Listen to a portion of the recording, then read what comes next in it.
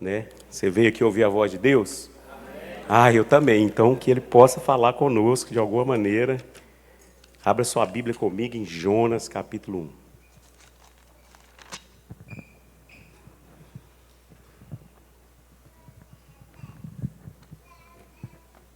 Esse culto termina 21 aí? 21h30?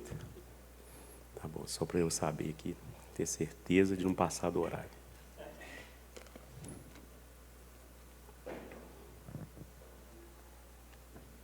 Jonas 1, todos acharam? Ah, está passando ali. E veio a palavra do Senhor a Jonas, filho de Amitai, dizendo: Levanta-te, vai à grande cidade de Nínive e clama contra ela, porque sua malícia subiu até mim. Jonas se levantou para fugir da diante da face do Senhor, para Tarsis, e descendo a Jope, achou um navio que ia para Tarsis, pagou, pois, sua passagem, desceu para dentro dele, para ir com eles para Tarsis, de diante da face do Senhor. Mas o Senhor mandou ao mar um grande vento, e fez no mar uma grande tempestade, e o navio estava a ponto de quebrar-se. Então temeram os marinheiros, e clamava cada um ao seu Deus, e lançavam no mar as fazendas que estavam no navio para aliviar do seu peso. Jonas, porém, desceu aos lugares do porão e se deitou e dormia um sono profundo. E o mestre do navio chegou a ele e disse: Que tem aí dormindo? Levanta-te, invoca o teu Deus, talvez assim Deus se lembre de nós, para que não pereçamos. E dizia cada um ao seu companheiro: Vinde, lancemos sorte, para que saibamos por que causa nos sobreveio este mal. E lançaram sorte, e a sorte caiu sobre Jonas. Meu Deus, que sorte! Então lhe disseram: Declara-nos tu agora por que razão nos sobreveio este mal, que ocupação é a sua, de onde vem, qual é a sua terra, e de que povo és tu? E ele disse: Eu sou hebreu, temo ao Senhor, Deus do céu, que fez o mar e a terra seca. Então os homens se encheram de grande temor e disseram: Por que fizeste isso? Pois sabiam os homens que fugiam de diante da face do Senhor, porque ele havia declarado. E disseram: Que faremos nós para que o mar se acalme? Porque o mar se elevava e engrossava cada vez mais. E ele lhes disse: Levantai-me e lançai-me no mar, e o mar se aquietará. Profeta mesmo, né? Porque eu sei que por minha causa vos sobreveio essa grande tempestade. Entretanto, os homens remavam, esforçando por alcançar a terra, mas não podiam, porquanto o mar ia ficando cada vez mais bravo contra eles. Então clamaram ao Senhor e disseram: Ah, Senhor, nós te rogamos, não pereçamos por causa da vida desse homem, não ponha sobre nós o sangue inocente, porque tu, Senhor, fizeste como te aprouve. E levantaram Jonas e o lançaram no mar, e cessou o mar da sua fúria. Amém? Vamos orar? Senhor, em nome de Jesus, fala conosco nessa hora. Se o Senhor enviar a sua palavra, ela não volta vazia, vai cumprir o propósito determinado por ela. Então te pedimos, fala conosco nessa noite, nesse culto, em nome de Jesus nós oramos. Amém. Todo mundo conhece a história de Jonas, obviamente você já ouviu em algum momento, aqui na igreja também, e até no mundo secular, né? Conta a história de Jonas, porque tem fatos surpreendentes, né? Especialmente de um grande peixe que engoliu esse homem, né? E a gente só crê nessa história tão surpreendente porque está na palavra de Deus. Seria muito difícil acreditar, né? Parecia uma lenda se alguém contasse, mas eu creio na palavra de Deus, eu sei que você crê também. Então a gente quer hoje aprender algumas verdades, algumas lições sobre a vida de Jonas, e a gente vai focar só no capítulo 1, porque é muito grande essa história, tem muitas implicações, muitas aplicações. A gente vai focar aqui no capítulo 1, e o tema da minha mensagem é: quando seguimos no propósito de Deus e quando seguimos nos nossos próprios propósitos. Bom, eu sei que Deus nos deu livre-arbítrio, e isso aí é uma oportunidade que o Senhor deu a cada um de nós. É um fato. Mas como nós consideramos o nosso Deus como nosso Senhor, a coisa não é tão liberal assim. Ou seja, a partir do momento que entregamos a nossa vida a Cristo e Ele passa a ser o nosso Senhor, quem aqui, Jesus é o Senhor da sua vida? A partir daí nós não podemos mais andar nos nossos próprios caminhos. Nós precisamos andar a partir dos propósitos de Deus. Nós precisamos caminhar de forma coerente com aquilo que Deus planejou, porque nós cremos que Deus é poderoso para guiar os nossos passos, amém? Nós cremos que Deus é poderoso para nos guiar por toda a nossa vida, tendo em vista que Ele é o alfa, Ele é o ômega, Ele é o princípio, Ele é o fim, Ele é o criador de todas as coisas, e Ele tem todo o domínio no céu e na terra, toda a autoridade é dEle, então Ele tem poder, habilidade, Ele é onipotente, onipresente, onisciente, e pode nos guiar a nossa vida do início até o final. Aliás, quem está em Cristo é uma nova criatura e nem morre mais, nós somos chamados por uma vida eterna. Bom, mas infelizmente nós somos às vezes muito rebeldes. Nós que dizemos que Jesus é o nosso Senhor, a gente começa a tomar decisões. A gente começa a ter escolhas que são por nossa conta. A gente diz que ama o Senhor, vem num culto como esse, sai daqui com o coração realmente tocado, disposto a fazer a vontade de Deus, mas chega lá fora e começa a fazer suas próprias escolhas. Essa é uma tendência nossa, porque tem coisa que Deus quer que a gente faça que a gente talvez não concorde tanto, talvez não entenda tanto, talvez não seja esse, o caminho que a gente escolhe. Eu vejo a nossa dificuldade de obedecer quando a gente sai num carro, coloca o GPS, e aquela mulher com aquela voz irritante fica o tempo todo dizendo para nós virar à direita e a gente vira à esquerda, só para contrariar, Porque ela fala muito, ela já falou várias vezes para virar. Só que o GPS, a grande função dele não é ensinar a gente, às vezes, caminhos que a gente já sabe, mas é olhar de cima, se tem algum engarrafamento, se tem algum problema na estrada, para facilitar a nossa jornada. E Deus nos trouxe aqui para dizer, confia no Senhor, porque Ele está olhando tudo de cima, Ele sabe o que vai acontecer lá na frente, então para de ficar temando. Palavra bem dura para esse horário do culto, mas a ideia é que a gente, às vezes, é tão teimoso, e é o que o texto está dizendo. A Bíblia está nos contando a história de Jonas, um grande profeta, um profeta que Deus chamou para ir pregar para a nação pagã. Não há relatos bíblicos onde Deus mande um profeta. Os profetas, e esse aqui era na época de Jeroboão II, no reino de Israel, ele era um grande profeta de Deus, e Deus manda ele para a Síria, Deus manda ele para Nínive, Deus manda ele para outra terra, e fala com ele, você vai lá naquela cidade, olha o propósito de Deus, você é meu profeta, e você vai lá naquela cidade, clamar contra aquela cidade. Ele falou, não, estou fora. Ele não falou isso, mas ele pensou, não, aquele povo é ruim. Realmente o povo de Nínive era um povo cruel, era um povo mau. E ele sabia que Deus é bom, e a misericórdia do Senhor dura para sempre.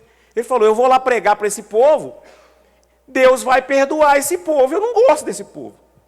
E quando o profeta pensa assim, eu não vou viver os propósitos de Deus, e talvez você entrou aqui pensando assim também, Deus está mandando você fazer isso, você está dizendo, eu não vou fazer, porque sei lá na frente você não concorda com as decisões de Deus, mas nós não fomos chamados para concordar com as decisões de Deus, nós fomos chamados para obedecer ao Senhor, porque Ele sabe o que faz, Ele sabe o que nos manda fazer, e Ele sabe qual será nosso destino. E Jonas disse, estou fora. Deus mandou ele para Nínive, ele falou, se Nínive ficar para a direita, eu vou para a esquerda. E a Bíblia diz que ele desceu para Jope, comprou uma passagem, entrou no navio, e vai para onde? Vai para o lugar mais longe de Nínive, vai para Tarsis. Então ele entrou lá dentro, entrou para o porão e foi dormir, irmãos. E apagou, e o navio seguiu. Mas a Bíblia diz que, de repente, tempestade não estava nos planos. E levantou um temporal, e Jonas dormindo, e o povo num aperto, e essa tempestade era diferente, era muito mais forte do que estavam acostumados, e o desespero tomou conta, a ponto deles começarem a ter prejuízo, jogando comida dentro do mar, para aliviar o peso do navio, um desespero, corre para lá, corre para cá, o capitão resolve fazer uma vistoria no navio, e chega lá embaixo no porão, quem está lá? Jonas. E, irmãos, parece que ele tinha tomado um remédio para dormir, que ele estava apagado. E ali dormindo o tempo todo, o homem acorda. Ele fala, dá para você levantar? O que você está fazendo aí? Está todo mundo no desespero, dá para você levantar? Você deve ter um Deus, não deve? Então clama ao seu Deus, senão vai morrer todo mundo aqui, olha lá fora. O negócio está feio, o Jonas levanta assim, meio que sem saber onde estava, pensando assim, não, deu ruim, Deus me achou. E ele vai, levanta, e eles resolvem jogar sorte, irmão. Porque, oh meu Deus, haja sorte, né? Se você nunca ganhou nada, nem em condomínio, não fica triste, porque a hora que lançaram a sorte, caiu em Jonas. Sorte de quê? A culpa de quem que era aquela tempestade? Imagina todo mundo, eu acho que devia ter um monte de marinheiro igual está aqui agora, olhando para o Jonas, o que você fez? A sorte caiu sobre você. Todo esse temporal, toda essa tempestade, a culpa é sua. E todo mundo olha para ele, quem é você? E ele fala, não, sabe o que é? Eu sou crente lá da Igreja Batista da Paz. Eu sou evangélico. Rapaz, mas o que você fez? Porque o negócio está feio. Ele falou, não, sabe o que é? Eu estava fugindo de Deus. E aí, né, deu ruim. Ele falou assim, então e agora? O que nós vamos fazer? Vai morrer todo mundo ou vai resolver? Ele falou, não, vocês me lançam no mar e resolvem. É melhor me matar. Mas que eu não vou para Nínive, eu não vou. Eu vou para o cemitério, mas para Nínive eu não vou. Me joga no mar. E a Bíblia diz, então, que até morrendo de medo eu também ficaria. Ele falou assim, Deus, perdoa nossos pecados por antecedência. Eles falaram assim, nós vamos lançar esse moço no mar, né? Porque ele fez alguma coisa muito terrível e ele está fugindo de Deus. E a Bíblia diz, então, eu estou resumindo a história por causa do tempo, né, para não acabar antes de meia-noite. E aí eles lançaram e jogaram ele no mar. Quando jogaram ele no mar, irmão, aquele temporal absurdo e incontrolável passou, cessou a bonança e eles jogaram Jonas no mar. E o último versículo do capítulo 1 diz que Deus enviou um peixe que engoliu. Mas para os marinheiros, Jonas morreu. Ele não ia sair nadando até Tarsis. No meio daquele mar, jogou ele dentro da água, cessou a bonança e veio o peixe e engoliu. Então eu queria hoje tirar algumas lições para nós. Puxa, ninguém aqui está indo para o mar, muito menos, né, com algum objetivo assim, mas quem sabe a gente entrou aqui disposto a não viver os propósitos de Deus. Quem sabe, em algum momento da nossa vida, Deus disse para fazer uma coisa e a gente fez outra. Quem sabe, como Jonas, guardadas as devidas proporções, em algum momento a gente também, que se diz cristão, resolveu rejeitar o propósito de Deus. Resolveu dizer, não é bem assim não. Deus quer que eu faça isso, mas eu tenho livre-arbítrio. E Deus não vai me tirar esse direito de decidir, né? Então eu segui para outro caminho. E para que as coisas não piorem, Deus nos trouxe nesse lugar nessa noite, para que a gente possa refletir. Então, quando eu olho para o texto, a gente tira pelo menos algumas lições rapidamente. Coloca para mim aí, fazendo favor, irmão, o primeiro versículo 3. Jonas 1:3, olha, preste atenção. Algumas lições que a gente aprende. Olha só o verso 3. Diz assim, e Jonas se levantou para, vamos lá, para fugir de diante da face do Senhor. Primeiro equívoco. É impossível fugir da face de Deus. Se ele era um profeta de Deus, e disse que Deus era o Deus que fez o céu, a terra e o mar, você vai fugir para onde, irmão?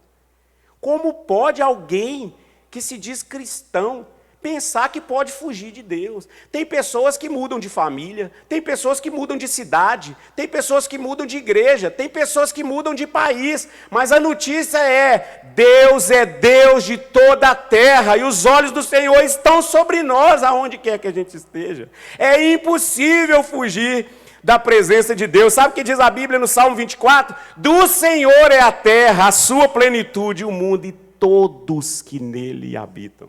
O Senhor é onipotente, onipresente, onisciente. A Bíblia diz que se nós subirmos ao céu, lá está o trono de Deus. Se nós descermos e fizermos a nossa cama no mais profundo abismo, o Senhor está lá também. E se formos para o lugar de densas trevas, para Deus é como luz. Antes que as palavras cheguem em nossa boca, todas o Senhor já conhece. Ele está em nós e é Deus Todo-Poderoso. Então é impossível fugir de Deus. Jonas, equivocado, achou que poderia fugir e se deu muito mal, porque isso é impossível. Dentro do mesmo versículo, coloca de novo, fazendo favor, o verso 3, a parte B, tem também algo interessante que a gente aprende aqui, uma lição. Olha só, diz o texto, e descendo a Jope, achou o navio que ia para, ponto e vírgula, pagou a passagem. Que é isso, pastor? Que é isso, irmão? Que nós queremos fugir dos propósitos de Deus, e queremos investir nossos recursos.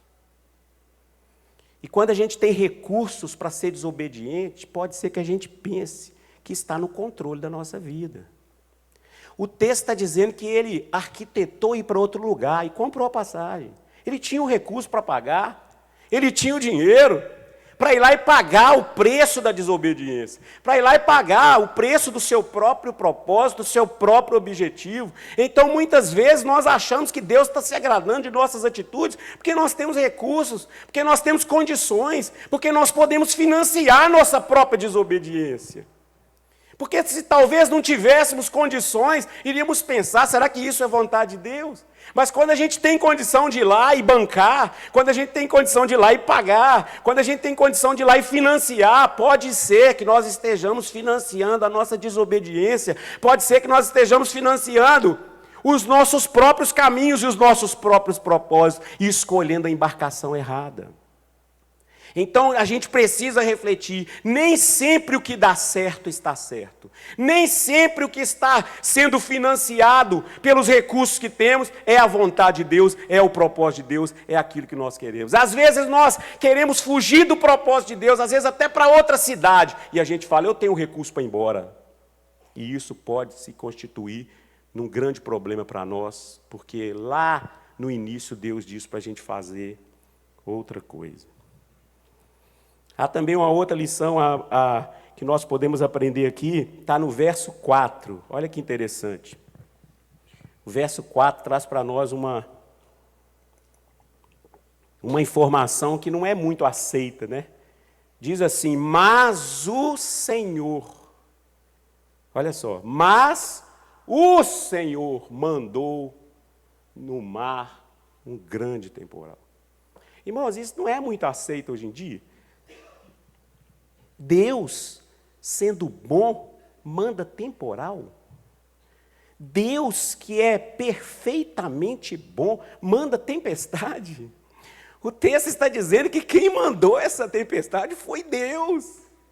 Deus olhou para aquele barco, para aquele navio, sabia que tinha alguém no porão, porque aos olhos do Senhor nada fica oculto, e mandou um temporal, irmãos, e para quem fez o céu e a terra, mandar um temporal era dar pesada. Esse temporal ninguém ia dar conta de resolver. Então, muitas vezes nós não sabemos, mas o próprio Deus pode estar provendo para nós tribulação, luta e dificuldade para nos trazer de novo aos seus santos propósitos. Porque diz a Bíblia, levanta sua mão e receba, que todos os planos de Deus vão acontecer e nenhum dos seus planos pode ser frustrado. Jó disse, bem sei que tudo podes e nenhum dos seus propósitos pode ser impedido. Então, Deus mandou um temporal, Deus mandou uma tempestade, Deus mandou a chuva cair e o vento soprar forte e balançar aquele navio. Deus que enviou, foi Deus, Ele está ali arquitetando aquela tribulação. Deus está movendo aquela tribulação. Deus está enviando com o endereço certo. Aquele mar era grande, mas tinha que ser naquele lugar, naquele navio, a ponto de despedaçar. Mas os propósitos de Deus terão que se cumprir.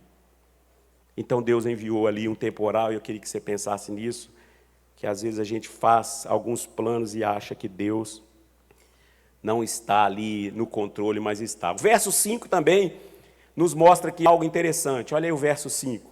Então temeram os marinheiros e clamava cada um ao seu Deus. E o que eles faziam? Lançavam no mar suas fazendas que estavam no navio para o aliviarem o peso. Porém Jonas dormia. Irmãos, quando nós estamos no sono da desobediência, pessoas ao nosso redor têm prejuízo. Eu vou repetir. Quando nós estamos no sono da desobediência no porão, pessoas ao nosso redor são afetadas. O texto está dizendo que Jonas estava lá dormindo, sono profundo, e o pessoal perdendo suas fazendas, o pessoal perdendo suas mercadorias. As pessoas estavam tomando prejuízo ao redor do Jonas. Sabe por quê? Porque estava no barco da desobediência. Quantas vezes nós decidimos tomar decisões que não são a favor da vontade de Deus, não são os propósitos de Deus, e toda a nossa família sofre, toda a nossa família tem prejuízo. Às vezes a empresa que nós trabalhamos, o lugar que nós estamos, as pessoas ao nosso redor estão sendo prejudicadas, tendo prejuízo. Por quê? Porque a gente está lá dormindo o sono da desobediência. Estamos lá dormindo o sono do propósito errado. Estamos lá desobedecendo o Senhor e achando que nada vai acontecer, e as pessoas ao nosso redor têm tomado prejuízo. Então, uma outra lição a aprender. Muitas vezes o que nós fazemos pode trazer prejuízos, para pessoas ao nosso redor. O verso 13 também nos traz algo assim, fundamental nessa noite. Olha o verso 13, ele nos traz algumas palavras que são muito fortes. É uma lição muito grande diante daquele cenário que estava acontecendo. Olha só o verso 13. 13. Ó, então, espera aí, esse Moisés sai fora, que é o Jonas, né? Sai daí, Moisés. Volta lá para o verso 13. Jonas 1. Isso acontece, irmãos. Os personagens bíblicos entram na mensagem errada. Entretanto, os homens... Vamos ler junto, que aí vocês vão voltar aqui para a mensagem. Olha. Entretanto, os homens... Nossa, vocês estão desanimados? Acelera, vamos. Eles estavam... para tudo. Imagina, irmão, você num navio, o pau está quebrando, vai afundar, e está todo mundo remando. Dá para você ler como se estivesse remando, porque o negócio está feio? Vamos lá de novo. Entretanto, os homens... Desespero. Mas... Meu Deus, a palavra de Deus é rica. Mas... Conjunção adversativa. Isso é aula de português, irmão, nessa igreja aqui. Mas... Olha, você vê, os homens esforçavam, remavam, mas... Não podia. Irmãos, na desobediência não adianta esforçar. Não adianta. Vocês entenderam? Fala com o irmão. Se você estiver desobedecendo, não adianta esforço. Não adianta. As pessoas estão se esforçando no barco da desobediência. As pessoas estão se esforçando no barco dos propósitos humanos. As pessoas estão lutando quando a origem está errada. O grande problema desse texto de Jonas 1 é o versículo 1. Onde Deus falou, você vai para lá, e ele resolveu ir para cá. E o texto está dizendo que eles estavam lutando, se esforçando, trabalhando, mas quanto mais se esforçavam, irmãos, não dá para lutar contra a vontade de Deus. É dura coisa lutar contra os propósitos de Deus. Quem somos nós para lutar contra os propósitos de Deus? Como eles estavam em desobediência, Jonas estava lá dormindo e o pessoal lutando, se esforçando, mas o texto diz, não adiantava, o mar estava ficando cada vez mais bravo. Mas por que o mar estava ficando bravo, pastor? Por causa do verso 1 e 2, onde Deus diz para fazer uma coisa, estava fazendo outra. Jonas estava fazendo outra. Então não adianta você esforçar. Para de esforçar, irmãos. Você precisa mudar do esforço para o descanso dentro da vontade de Deus, desde que você escolha os propósitos dele. Quando a gente escolhe o propósito de Deus, não precisa de esforço. Você crê nisso, em nome de Jesus? E o texto diz então que o capitão acorda Jonas e ele levanta e nos traz uma outra mensagem. Quando estávamos dormindo, no sono da desobediência, levantamos sem autoridade. Quando estávamos dormindo, no sono da desobediência, quando acordamos, não temos autoridade. Por isso o texto diz... Quem é você? Ele falou, eu sou o profeta do Deus Altíssimo. Não, você está totalmente incoerente. Se você diz que é profeta do Deus Altíssimo, que fez o céu e o mar, como é que você está aí se escondendo? E Jonas não tinha um mínimo de autoridade. E quem disse Jonas, irmãos? Isso eu acho que é a parte mais triste do texto. Só tem uma solução, me lança no mar. Irmãos, Deus não nos chamou para nos tirar do ambiente. Deus nos chamou para nos colocar no ambiente. Deus não chamou você para tirar da sua família. Deus chamou você para mudar sua família. Deus não quer que tire você da sua empresa. Deus chamou você para mudar a sua empresa. Deus nos chamou para mudar o ambiente. Ele nos chamou para ser sal e para ser luz do mundo. E o texto está dizendo que só tinha uma solução, jogar o moço no mar.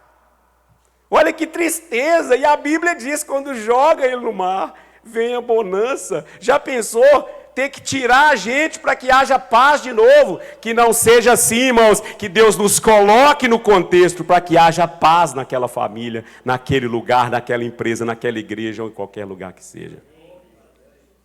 Mas eu queria terminar essa mensagem fazendo um paralelo. Eu sei que isso não é fácil fazer, porque a Bíblia é muito rica e são muitos contextos e a gente pode se perder no contexto. Mas há uma passagem do Novo Testamento que tem algumas coisas semelhantes que a gente talvez possa aprender alguma coisa junto hoje. Nós vamos lá para Marcos 4, só que eu pedi aos irmãos, assim, deu muito trabalho para fazer isso, sabe? Eu pedi para fazer um quadro comparativo entre Jonas capítulo 1 e Marcos capítulo 4, a partir do verso 35. Olha o quadro aí, olha, não ficou bonito, irmãos? Nossa, só o pessoal aqui que achou, né? Ficou mais ou menos, né? Então, ali é um comparativo que a gente colocou, né, que eu separei ali para os irmãos verem as diferenças, e a partir das diferenças e das semelhanças a gente vai tirar, então, uma mensagem aqui agora para encerrar esse culto, tá bom? Preste atenção que o grande segredo dos dois textos é o propósito. Deus deu um propósito para Jonas, você vai lá para Nínive pregar. Esse foi o propósito do Senhor, essa foi a missão. E ele desobedeceu e foi para o outro lado, e entrou no barco, e todo mundo já sabe o que aconteceu. Lá no Novo Testamento, lá em Marcos, a Bíblia diz que Jesus entra no barco com seus discípulos. Olha, barco, hein? Presta atenção, mar, só que é o mar da Galileia, como se fosse um lago. Então Jesus entra também num barco, Jonas também entrou, Jesus também entra no barco. Só que a diferença é que Jesus está indo nos propósitos de Deus. Jesus diz, passemos para a outra margem. A outra margem era a região de Gadara. Preste atenção. Era a região de Gadara onde Jesus ia encontrar com um homem terrivelmente endemoniado. O propósito de Deus era ir até aquela praia e encontrar aquele moço endemoniado que morava nos sepulcros. O evangelista Mateus diz que eram 2 endemoniados, mas tanto Lucas quanto Marcos trata de um endemoniado. Bom, para nós era 2, não faz diferença. Mas Jesus foca em um. E esse endemoniado que morava no sepulcro, todo mundo tinha medo dele, Jesus expulsa os demônios deles, os irmãos sabem a história, era uma legião de demônios. E esse moço se converte, e em perfeito juízo ele diz para Jesus, deixa eu te seguir. E Jesus, eu estou só resumindo a história, e Jesus diz para ele, não, vai para sua casa, conta para os seus parentes o que Deus te fez. Simplesmente a região que ele morava era de Decápolis, eram 10 cidades, e o evangelho foi pregado naquele lugar, a partir da transformação de um homem. E por que você está dizendo isso, pastor? Porque Jesus entrou no barco e disse, nós vamos para lá, era o propósito de Deus agora, e eles entraram no barco, para ir para o propósito de Deus. Jonas entrou num barco, num navio, para ir para o propósito humano. Bom, mas o que acontece então quando Jesus entra no barco e aí as coisas começam a ficar mais parecidas? A Bíblia diz que Jonas entra no barco e vai para o porão dormir. Jesus entra no barco e vai dormir na popa. O que significa, pastor? Quase nada, mas presta atenção. Se alguém vai para o porão, alguém está escondido. Se alguém vai para a popa do barco, está à vista de todo mundo. Levanta a mão e recebe. Quando você seguir os propósitos de Deus, não precisa se esconder de nada, nem de ninguém. É às claras. É na transparência, é na prestação de conta, é na luz. Porque ele, Jesus, na luz está. E quando nós andamos na luz como ele, Jesus, na luz está, temos comunhão uns com os outros e o sangue de Jesus, seu Filho, nos purifica de todo pecado. Então Jesus também entra no barco igual Jonas e vai dormir. Jesus pega até um travesseiro, né, irmãos? Pega uma almofada e vai dormir também, está ali no texto. Se os 2 entraram para o barco. Agora, aqui o verso 4 e o verso 37 tem uma coisa muito importante para a gente poder pensar aqui agora. E a gente pode crer que está acabando. Olha só, o verso 4 diz, mas o Senhor mandou o temporal. Não é verdade? É. Eu acho que vocês concordam, está escrito ali, né? Mas o Senhor mandou o temporal. Mas aqui, diz aqui no verso 37, Jesus no barco com os seus discípulos, o que aconteceu? Levantou-se um temporal. Opa, tem uma diferença. Jesus estava nos propósitos de Deus com os seus discípulos. Jonas não. Então Jonas, Deus mandou um temporal. Aqui a Bíblia diz que levantou um temporal. Não faz referência que Deus mandou um temporal, sabe por quê? Porque até nos propósitos de Deus nós estamos sujeitos a temporais. Não temporal arquitetado e planejado por Deus, mas permitido por Deus. O texto está dizendo que Jesus estava no barco com seus discípulos, indo para o outro lado, seguindo o propósito de Deus, e de repente levantou-se um temporal. Há uma diferença gritante. Há uma diferença que nos mostra que a vida cristã não quer dizer que são só flores, que vai dar tudo certo, que é só boa notícia, que é só testemunho de vitória. Não, de vez em quando vai acontecer um temporal, vai acontecer uma luta, mas se estivermos no propósito de Deus, a vitória será nossa. O barco não vai despedaçar. A gente não vai morrer afogado ali se não for um propósito de Deus. Aquela tribulação que Deus sabia que ia se levantar. Porque, irmãos, convenhamos, quem estava no barco era Jesus, o Rei dos Reis, o Senhor dos Senhores, aquele que era, aquele que é, aquele que há de vir. Estava ali o Rei, o Alfa, o Ômega, o princípio, o verdadeiro fim. Aquele que criou, a Bíblia diz que sem Ele nada do que foi feito se fez. Ele tem todo o poder, ele estava no barco e tinha tempestade, irmãos. Se tinha tempestade com Jesus lá, por que não vai ter com a gente? A diferença é que não é Deus arquitetando, mas é Deus permitindo.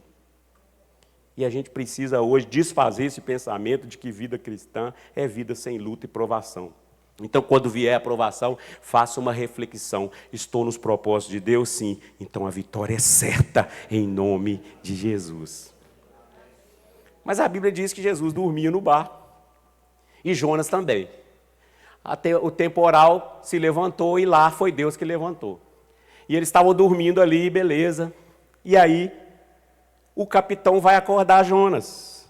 Nós já falamos. Chega lá e fala, meu amigo, dá para você acordar aí, levantar logo, senão vai morrer todo mundo? E os discípulos também resolveram acordar Jesus. Irmãos. Eu não sei se você foi acordado alguma vez assim, no desespero. A gente levanta meio perdido, sem saber o que aconteceu.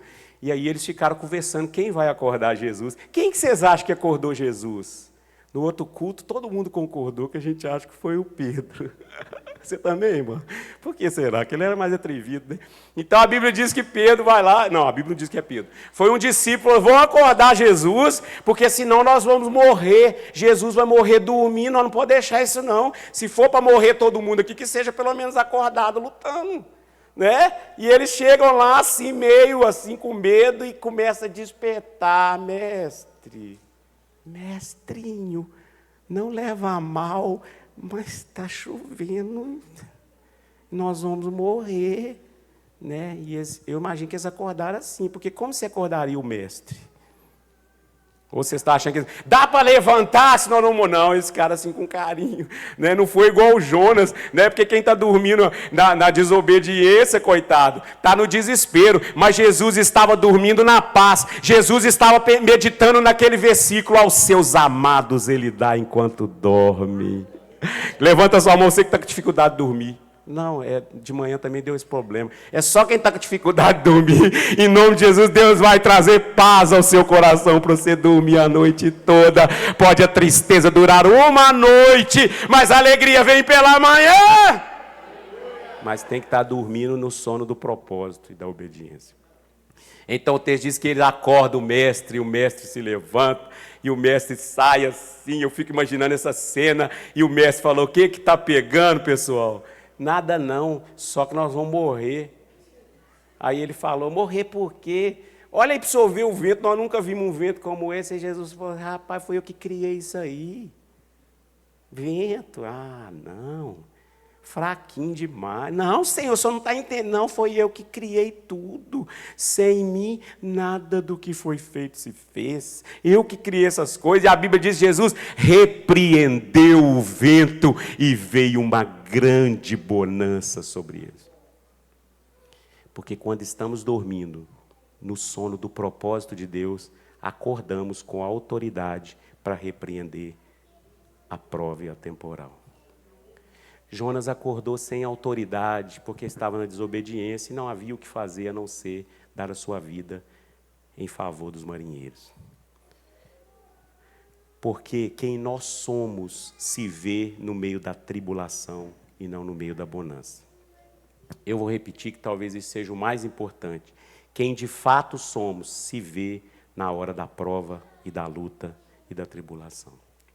Quando as coisas vão bem, nós podemos correr o risco de achar que estamos no propósito de Deus, Mas quando nós estamos em prova e em luta, e nos levantamos em meio a uma grande temporal e tempestade que nos alcança, e temos autoridade de Deus para repreender, é aí que a gente vê de fato quem a gente é. Amém?